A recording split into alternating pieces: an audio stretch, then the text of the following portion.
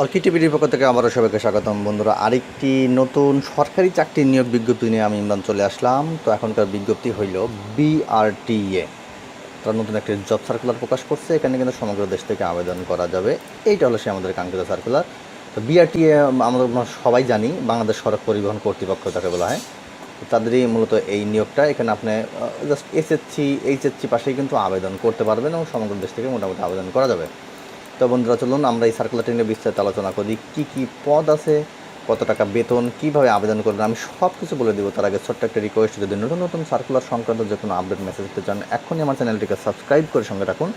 বিনিময়ে আপনারা যে কোনো সার্কুলারে আপডেট মেসেজ পেয়ে যাবেন। তো চলুন আমরা সরাসরি এই সার্কুলারটি নিয়ে ডিসকাস করি।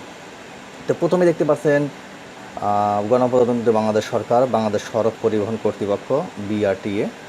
এটা হলো ধর জাস্ট অ্যাড্রেস, এটা হলো অফিসিয়াল ওয়েবসাইট। তো আমি অফিসিয়াল ওয়েবসাইটের প্রতি বেশি গুরুত্ব দিই এই জন্য, যদি আপনি এই সার্কুলারটি দেখে এখানে যদি আবেদন করেন, ডেফিনেটলি মাঝে মাঝে ওদের এই অফিসিয়াল ওয়েবসাইটে ভিজিট করবেন। এতে হবে কি, ওরা এই সার্কুলার রিলেটেড যে কোনো আপডেট মেসেজ সর্বপ্রথম ওদের ওয়েবসাইটে কিন্তু প্রকাশ করবে। আমরা যদি কোনো প্রকৃতির সার্কুলার পাই, ডেফিনেটলি কিন্তু ওদের ওয়েবসাইট থেকে আমরা কালেক্ট করি। তো আপনারা অবশ্যই এই ভুলটি করবেন না। আর আরেকটি বিষয় হলো যে বন্ধুরা, এটি পাবলিশ করছিল 8/10/2020-এ। তারা এখানে ক্যাটাগরি আছে 1টা 2টা 3টা 4টা ক্যাটাগরি আছে ইন টোটাল। এখানে দেখুন, আমি আরও বেশ কিছু ভিডিওতে বলছি যে কথাটা, তা হলো যে মুদ্রাক্ষরিক কাম কম্পিউটার অপারেটর, অর্থাৎ এমন কোনো গভর্নমেন্ট জব আমরা রিসেন্ট পাচ্ছি না যেটাতে এই কম্পিউটার অপারেটর পদটা নাই। প্রত্যেকটাতেই কিন্তু কম্পিউটার অপারেটর পদটা আছে। তো কম্পিউটার অপারেটর পদের জন্য আপনার আসলে কী ধরনের যোগ্যতা কম্পিউটারের উপর থাকা দরকার, তার উপর আমি অলরেডি একটা ভিডিও কিন্তু বানাইছি। আমার ভিডিও ডিসক্রিপশনে লিঙ্কটা দিয়ে দেবো, আপনি ওইখান থেকে একটু দেখবেন।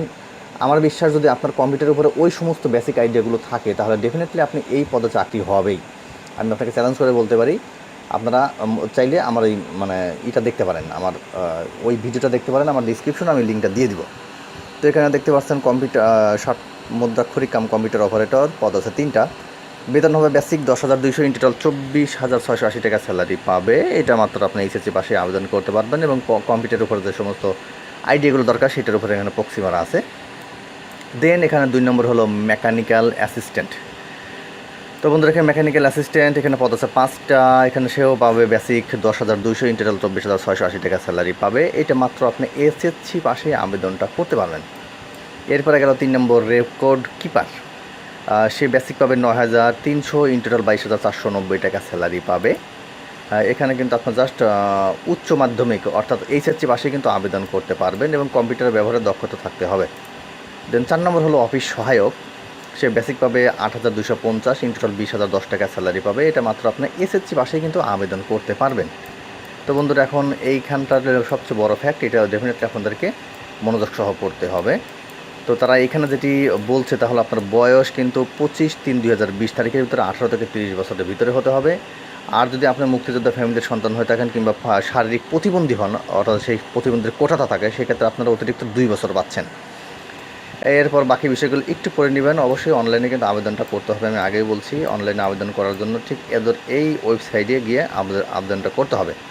তো বন্ধুরা, কীভাবে আবেদন করবেন সেটার অনলাইনে আবেদন ফি পূরণ এবং ফি জমা দেওয়ার তারিখ কিন্তু 29 অক্টোবর 2020 সকাল 10টা থেকে আবেদনটা শুরু হবে এবং শেষ তারিখ হলো 29 নভেম্বর বিকেল 5টা পর্যন্ত। এখানে আপনি আবেদন করার পরে আপনাকে অবশ্যই করতে হবে, কী বলে, পরীক্ষার ফিটা কিন্তু প্রদান করতে হবে টেলিটক একটা প্রিপেড সিমের মাধ্যমে। সেই টেলিটক প্রিপেড সিমের মাধ্যমে কীভাবে সেটি করবেন সেটা কিন্তু এখানে স্পষ্টভাবে বর্ণনা করা আছে। তবে এখানে পদ ভেদে কিন্তু একটু পার্থক্য, যেমন 1 থেকে 3 নম্বর পদের জন্য আপনাকে 100 টাকা চার্জ, 100 টাকা আপনার ফি, পরীক্ষার ফি, এবং চার্জ আছে 12 টাকা। ইন টোটাল 112 টাকা পেমেন্ট করতে হবে। আর শুধুমাত্র 4 নম্বর পদের জন্য 50 টাকা পরীক্ষার ফি আর 6 টাকা চার্জ, ইন টোটাল 56 টাকা। আপনাকে জাস্ট অনলাইনে যখন গিয়ে আপনার সমস্ত ফর্মটা ফিল আপ করার পরে যখন আপনি সাবমিট করবেন, ঠিক সাবমিট করার পর থেকে 72 ঘন্টার ভিতরে আপনাকে টেলিটক প্রিপেড সিমের মাধ্যমে এই ফিটা পেমেন্ট করতে হবে, তবে কিন্তু আপনার অ্যাপ্লিকেশনটা কনফার্ম করা হবে। ওকে, তো এটা কীভাবে করবেন সেটা কিন্তু এখানে একদম সমস্ত কিছু হুবহু স্পষ্টভাবে বর্ণনা করা আছে।